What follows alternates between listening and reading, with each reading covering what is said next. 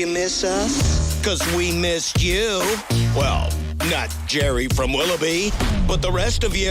The Alan Cox Show. On 100.7 WMMS.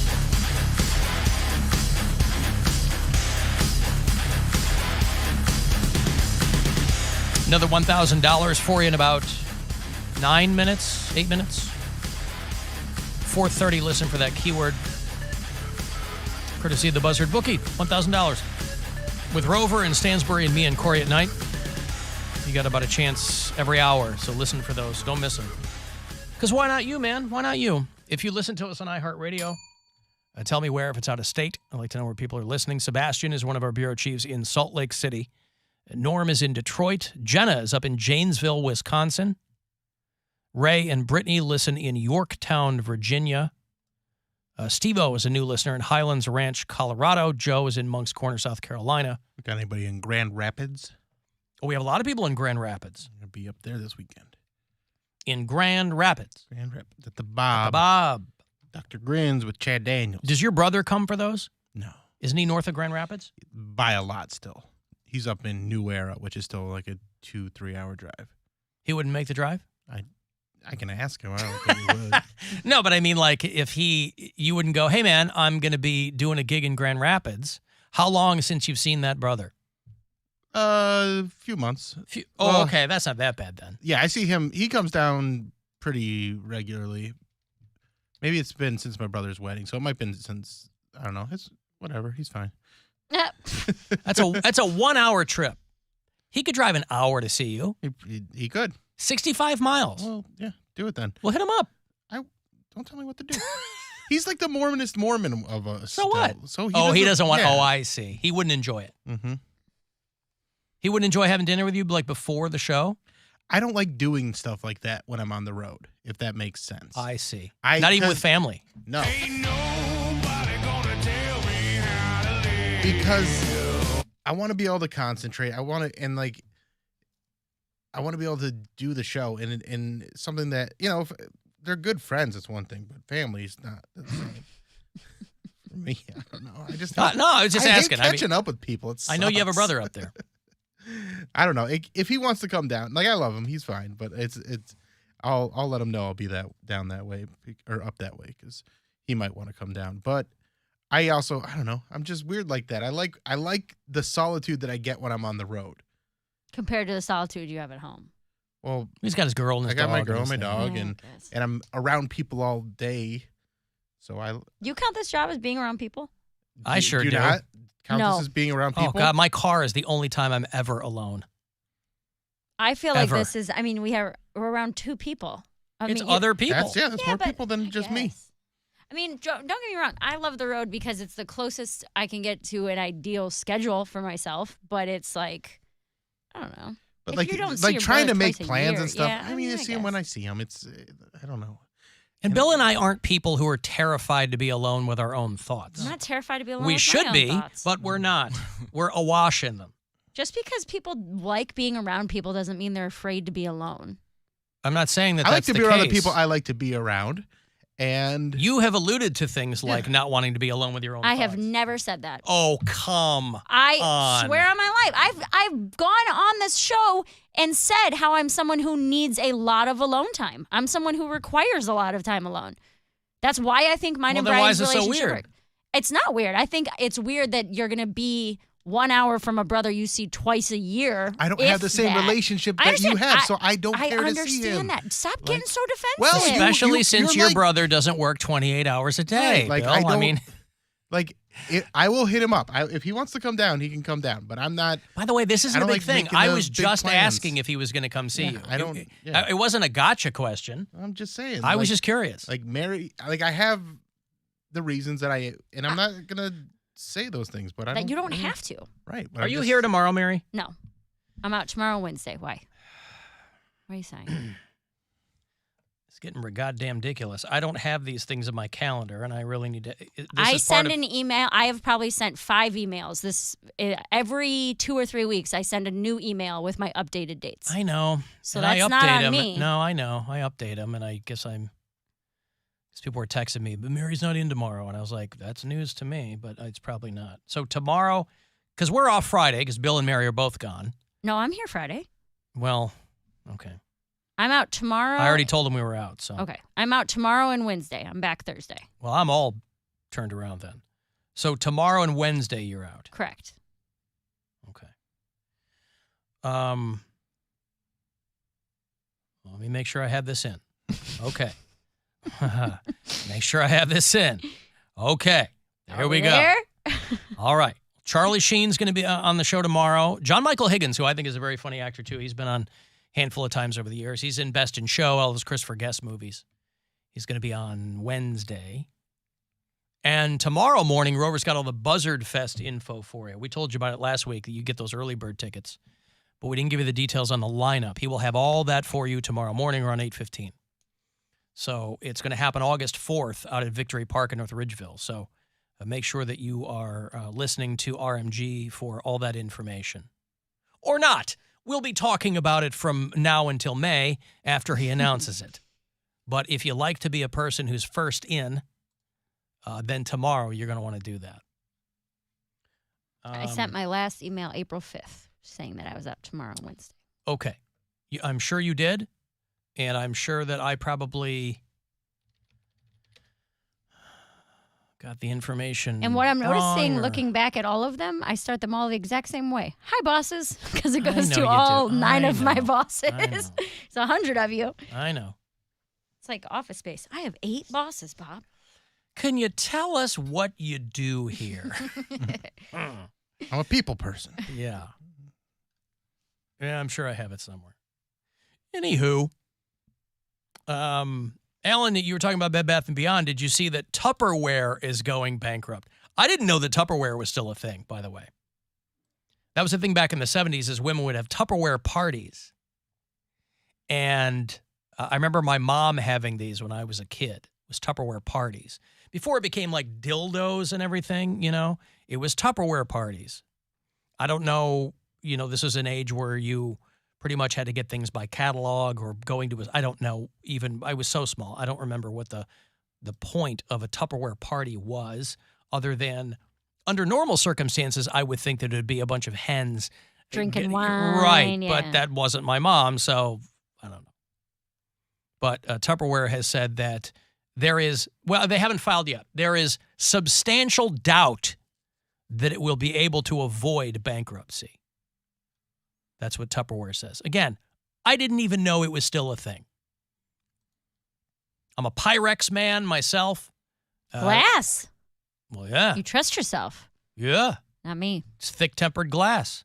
Pyrex is the best. It's the best. I have a couple of them. I have like casserole dish size Pyrexes to take to events. Tupperware gets stained. I get nervous bringing a Pyrex. I'm just not I'm a very clumsy person. Yeah, but they're so thick. They're so You thick, could and drop like it a and it wine wouldn't glass. break. I don't think they would. I have.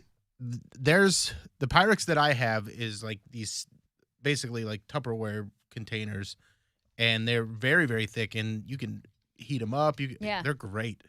My sister got those for me when I moved into my condo. Maybe I can go to Bed She's Bath & big into the Beyond Pyrex. and use my coupon for some Pyrex. Boy, you can still host Tupperware parties. Jesus. It's wild. A Tupperware consultant. I mean, how'd you like to be the person still hanging on to that thing? Yeah, I go to people's houses and tell them about Tupperware. What? I just like the old jokes. Nobody remembers the old jokes. There were Tupperware jokes. What were the Tupperware? Jokes? Yeah. What I'd does a like walrus have in common with Tupperware, Bill? What? 2 tusks. They're both like a tight seal. Oh, God. Ooh. I didn't say it was good. I said it was a Tupperware joke. Is it implying that the walrus Yes, is banging cross a seal? species. Yeah. Cross species Well, erotica? I imagine you can't use the word in the setup as the punchline, so you got to change it to a walrus. Yeah. I assume whoever I mean, came that up with joke that. writing, that's- I understand from a joke writing point of view. I get it. Yeah. They're working backwards, right? They're just, I don't know. Whoever came up with that one, I don't know. I mean, I don't even like to think of Because I'm sure Tupperware makes glass now. I'm sure that they make all kinds of things. But the tight seal. And we give you some money here. It is $1,000. This will get your brand new Tupperware consultancy business off the ground. If you so choose, it's courtesy of the Buzzard Bookie. Listen closely and good luck. This is your chance to bet with the Buzzard Bookie and win $1,000 now. Enter this nationwide keyword at WMMS.com. Money, that's money. Enter it now at WMMS.com. You can leave us messages on the After Hours line. It doesn't always have to be Jenna. Did you have any conversation with her about how frequently she calls?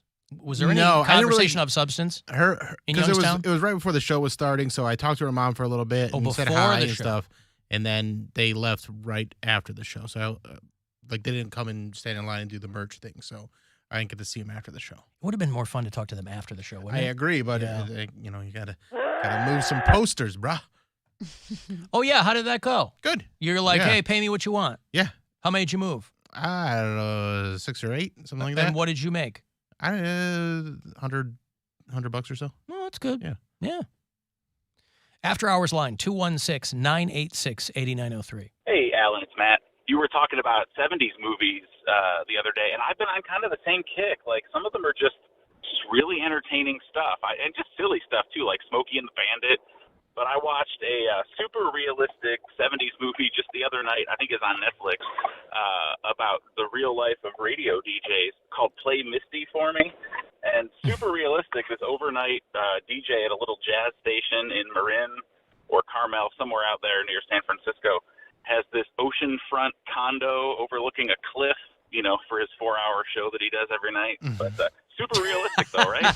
You ever see Play Misty for Me? That's an old movie. Like that movie, I was like in diapers when that movie was out. No, I've never even heard of that, but I did watch 5 Easy Pieces. Did you like it? I don't know. That's a tough one to figure out if you like it. It's a good movie. It's one of those ones where it leaves you just kind of questioning things. It definitely makes you very thoughtful. Mm-hmm. If you watch it and just kind of let it, and really absorb it. The character that Jack Nicholson plays is a piece of garbage. Yep. Nobody in the film is all that endearing or likable. So you get a young Foxy Sally Struthers. That's the weirdest part. But I finished watching that movie and I was just like, it's also a little disjointed in some of the storytelling where it it jumps to scenes and they're just kind of in conversations already, or I don't know. It wasn't the best movie I've ever seen at all, but it did make me think about some things. So I get the art of it. You can see what Jack Nicholson is going to become. Right. As an actor. And he did a great job in it. And it's just a really depressing movie overall. Oh yeah. It's very depressing. Yeah. Yeah. It's not, you know what it reminded me of? Manchester by the Sea. Oh God, it wasn't that depressing, was it? Manchester by the Sea was. Oh my God. More depressing, but they had to step on the gas because there's already been movies like this one. Right. But it's also just a guy that in 5 Easy Pieces, anytime he's got any problems, he either tries to fight his way out of it or just runs away. Yes. He's just a garbage person. No coping skills whatsoever. I don't know if this was supposed to be some sort of a manly way to deal with things or just show what a coward he is, because he's really just a coward when it comes down to it. You scream at your women. Yeah, scream at your women. You run away from them. You don't take any accountability for any of your actions. It was just That's the life, boy. Yeah, that's the life. It's doesn't that sound great? Oh my God, who wouldn't want to live like that? Amazing. He doesn't want to live like that. He hates himself. Oh, still. More than that's, anything. Listen, that's the whole thing. That's what you got to live with. But still, you're off. You're off and running. You just hate yourself so much. And that's the whole, peak in the movie is where I can't love you. You don't love you. Yeah. Kind of thing. But that's everybody. No, not everybody hates themselves like that. Oh, come on. Yeah, you don't. Hey, you listen, hate yourself like that? Of course. No, you don't. What are you talking? Of course. You would have run away. Well, not like that. There's a billion. That's the beauty of life. There's a billion ways to hate yourself. You know what we watched that I was really disappointed in because I hadn't heard that much about it? I was familiar with the source material. Was Knock at the Cabin. What's that? That really blew. The Shyamalan movie. All watched that too. Shyamalan movies are bad. Well, no, Why they're would not. you even waste your time? Well, because I forgot he directed it. I just wanted to see the movie because I remember the book.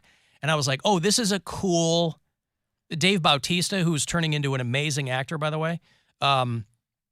It was just... And I was like, wait a second. Because I think Shyamalan has given up on the twists because that was so expected of him for a while that he was like, there's no big twist. So I figured that. But I was like, nothing. Poundcake, you saw it? Yeah, I saw it. Nothing really happens. Me and just kind of like... Yeah, me and McBoyfriend were like scrolling through and watching something, and there's a gay guy in there that we like. Jonathan Groff. Jonathan Groff. Yeah. And we're like, oh, well, we've never seen him in a big screen movie, really, that doesn't play a stereotypical gay character. So I was like, this is interesting. So we turned it on, and it starts out really good. And we thought he was going to like get better from there, horror, suspense, whatever. And I was like, really? Well, because they changed it so much from the book, I was like, okay, there's no way that audiences are going to accept them filming the book. But it just did. They had It so is not many. what I expected No, it. they had so many opportunities to really flesh some stuff out, and you were like, oh, well, it was kind of by the numbers. I think I told Gwen, I go, that was really by the numbers, man. They kind of. So I'm guessing in the book it had a different ending? Yes. Okay. It's probably the ending that I thought how it was going to end, but yeah, they couldn't. Never mind. They weren't going to pull the trigger on that. Yeah. But anyway, I was just, I thought the casting was great. It was just really disappointed in that. Yeah. But anyway, Matt called about Play Misty for me, which is this classic. I don't even know if it's a classic. It's old, okay? October 71. Clint Eastwood plays this late night DJ, and a young, hot Jessica Walter, who recently died, a young, hot, she got like a Golden Globe or something for it. She is an obsessed fan who tries to kill him and, stalks his girlfriend or whatever. But yeah, listen, radio is always, or DJs or whatever, they're always portrayed in films as like really cool, really wealthy dudes. Or at least, as Matt said, he's got like a mountaintop house overlooking LA or something. The guy works overnights. Because obviously they're not going to film the reality of it. I mean, nobody would want to watch that, live right? in a closet. Yeah, nobody would want to watch that. And in the 70s, it was a cool job. You live in someone's house like me. But even in the 70s, nobody had a, cliff top house doing overnights at a jazz station. But she would call and say, play Misty for me, because of like this old jazz standard, Misty. And yeah, it's a wild movie. But it is old. But yeah, Knock at the Cabin, boy, I don't know about that. Yeah, disappointing. Did McBoyfriend like it or no? No, we both kind of looked at each other like that wasn't what I was expecting. But we were also gratified in the fact that it wasn't like, okay, because there's a gay couple in the movie. There was no ridiculous sex scene. They weren't stereotypical or anything like that. It was just a gay couple that has a child. So that was like what lured us in. And then the rest, I was like, oh, so they give us that type of plot line? I took it personal. You took it personally? I took it personal. I was like, oh, so this is what they brought him in. They couldn't get no big name actor because no one would play this stupid crap. Like, it's just... Wow, you took it to the next level. They had Ronald Weasley in there. I'm like, where did he come from? Well, yeah, my wife goes, who is that? And I go, he was Ron Weasley in Harry Potter. And she's like, what? I go, well, 20 years ago. I mean, those movies are old. They had him play a bigot. I said, he can't be no bigot. That's Ron. He can't do that. Turned him into a frog. Yeah, they did.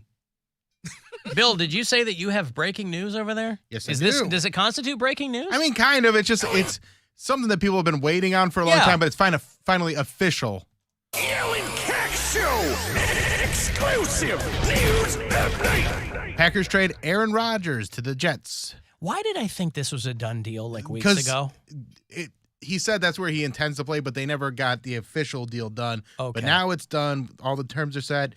New York sent this year's number 13 pick and a 2023 second-round pick, number 42 sixth-round pick. How long did they sign him? All these different picks. Whatever his deal was, I think he's got like a year or two left on his remaining deal. So because it's not like an extension, but it's also not like Aaron Rodgers is going to usher in the next generation of Jets play. You know what I mean? Like he's long in the tooth. But He's they got still- some good talent. They have a great defense. So he Yeah. can go in there and play for 2 years with them and maybe, get them into the playoffs, maybe get a little further.